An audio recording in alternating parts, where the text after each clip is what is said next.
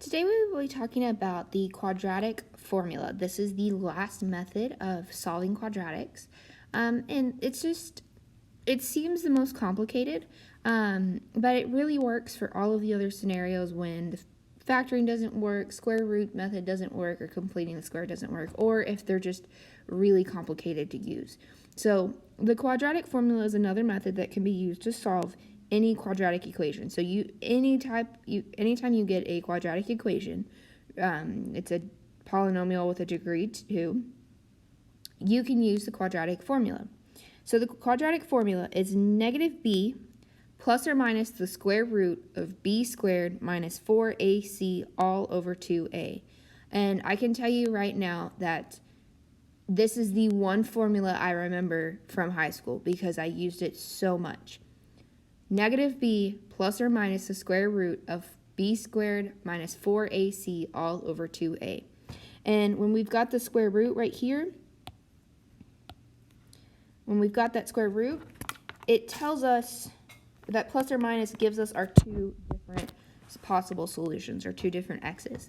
So however you want to start practicing that and having that memorized, it'll be really good to get this formula to be your best friend, because sometimes it may scare you to think, okay, what am I looking for factoring? What am I looking for square root method? What am I looking for completing the square? And you may not see it all the time, but if that's the case, the quadratic formula will work. So the first thing you have to do,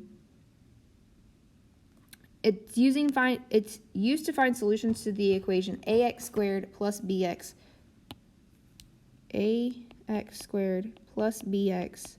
plus c equals 0. So it has to be in standard form. And it has to be in standard form. That's the only big thing about quadratic formula. And the reason is because, as you see, we have a, b, and c in our formula. We get that from standard form. Remember, it's a, b, and c are our coefficients and constants. So looking at this, let's write this in standard form. So I need it to equal 0, so I'm going to subtract 6 from both sides. And I go to the 4 because 6 is a constant, it has no variable. So 4 minus 6 is negative 2 equals 0. And rewrite everything else. So my a is 1, my b is 3, and my c is negative 2. So that's what I would plug into the formula. And you should be able to find this in your calculator. The plus or minus, you might have to put it in twice, one with plus, one with minus. But you can just scroll up once you've put it in once.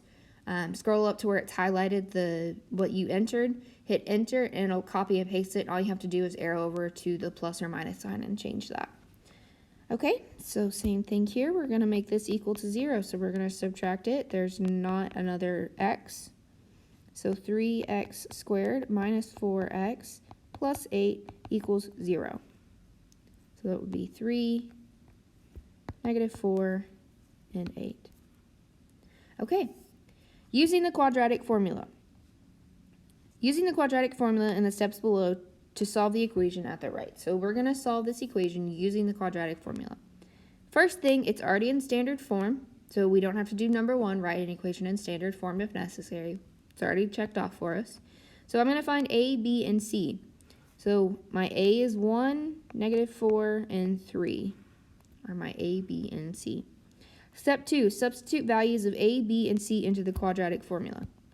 So negative b, which is negative 4, plus or minus negative 4 squared, minus 4 times my a times my c, all over 2a. Well, simplifying that would, negative times a negative is a positive, so that would be x equals 4 plus or minus the square root of negative 4 squared is 16. Negative 4 times 1 is negative 4, times 3 would be negative 12, all over 2a, which is just 2 times 1, or 2. So simplifying that again, x equals 4 plus or minus the square root. 16 minus 12 is 4 over 2. Well, we can go ahead and we know that the square root of 4 is 2. So I know that one of my x's is going to be 4 plus 2 over 2, and the other one is going to be x equals 4 minus 2 over 2. So my solutions are x equals 4 plus 2 is 6, divided by 2 is 3. X equals 4 minus 2 is 2, divided by 2 is 1. So my solutions are x.